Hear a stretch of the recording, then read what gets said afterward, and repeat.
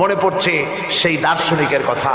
একজন দার্শনিক নৌকায় চড়ে যাচ্ছে কোথাও, তো নৌকায় চড়ে যাচ্ছে, দার্শনিক একা, মাঝি নৌকা বাঁধছে।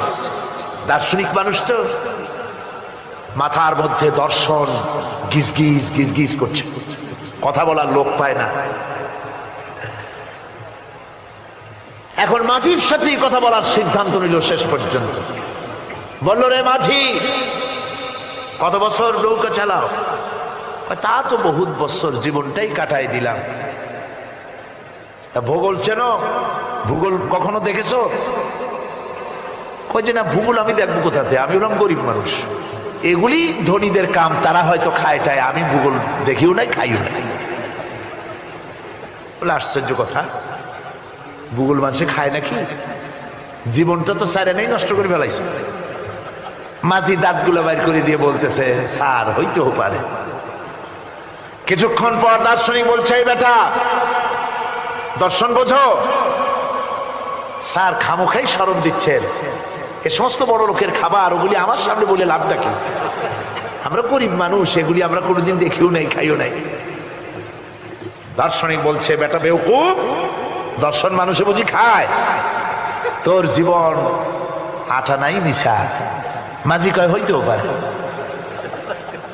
এবার দার্শনিক বলছে, এই বেটা, কিছুই তো জানো না, খালি দাব বাই করো, ইতিহাস চেনো? মাঝি বলছেন, স্যার এইবার একটা কথা বলছেন যেটার সাথে কিছুটার মিল আছে, আমি খাইছি। সেটা হচ্ছে, বাপ গরিব ছিলেন, কিন্তু মাঝে মধ্যে শীতের মৌসুমে পাতিহাঁস জবাই করে আমরা খাইতাম, আর বিবাহের সময় শ্বশুর বাড়ির রাজহাঁস জবাই করে খাওয়াইছিল, কিন্তু ইতিহাস তো খাই নাই, ওইটা কোথায় পাওয়া যায়? দার্শনিক বলছে, বেকুব বেটা, ইতিহাস আর পাতিহাঁস বুঝি এক? তোর জীবন তো 12 নাই মিশা। মাঝি কয়, হইতেও পারে। কিছুক্ষণ পর উত্তর দিকে কালো মেঘ উঠেছে, আকাশ থমথমে ভাব, নদীর ভিতরে তুফান সৃষ্টি হয়েছে। মাঝি বলছে, স্যার সাঁতার জানেন? কয় যে না মাঝি, সাঁতার তো জানি না। মাঝি কয়, স্যার ভূগোল, দর্শন, ইতিহাস 3 সাবজেক্টে আমার জীবন 12 আনা মিশা, এখন তো দেখি এক সাবজেক্টে 16 আনাই মিশা আপনার। আমার তো 4 আনা আছে, 12 আনা ফেল 4 আনা তো আছে, ওই 4 আনা দিয়ে আমি সাতরাইয়া কেনারায় উঠে যাব, আর ইতিহাস দর্শন পাতিহাস খাইয়া ডুবে মরমিয়া।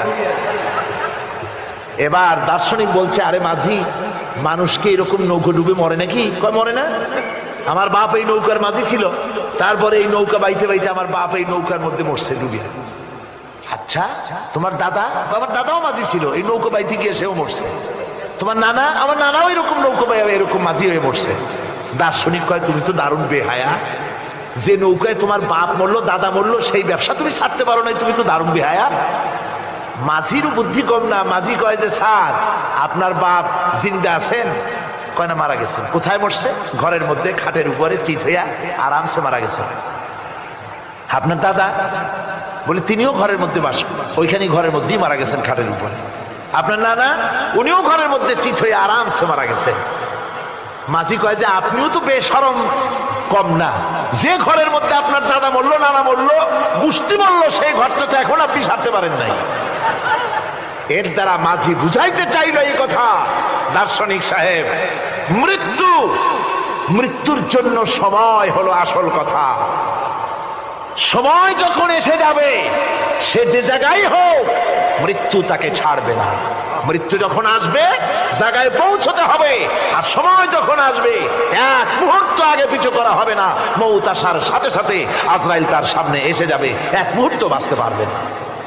সুতরাং মুমিন ব্যক্তি, তার দিলের মধ্যে মৃত্যু সম্পর্কে কোন ধরনের ওই ধরনের চিন্তা থাকবে না, পরান্ডা নিয়ে কোন রকম নিবাসী এরকমের চিন্তা থাকবে না।